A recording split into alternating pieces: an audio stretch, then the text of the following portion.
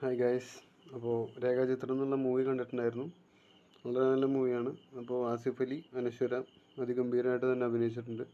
പിന്നെ എടുത്ത് പറയേണ്ടത് പുഷ്പ. ആ ക്യാരക്ടർ ചെയ്ത പെണ്ണ് പേര് എനിക്കറിയില്ല, പക്ഷെ ആ ക്യാരക്ടർ വളരെ അടിപൊളിയായിട്ട് ചെയ്തിട്ടുണ്ട്. ലാസ്റ്റത്തെ ആ സീനുകളിലൊക്കെ അതിഗംഭീരമായിരുന്നു.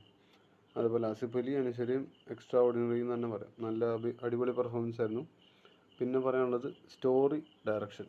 അത് വളരെ മെനക്കെട്ട് അവർ ചെയ്തിട്ടുണ്ട്. പഴയകാല കാര്യങ്ങൾ ഓർത്തെടുത്തും അങ്ങനെ നല്ലൊരു കഥ, ഒരു തിരക്കഥ അവരുണ്ടാക്കിയെടുത്തിട്ടുണ്ട്. അതുപോലെ മമ്മൂട്ടി ഒരു ഗസ്റ്റ് റോൾ വന്നിരുന്നെങ്കിൽ നന്നായനെ എന്ന് എനിക്ക് തോന്നി.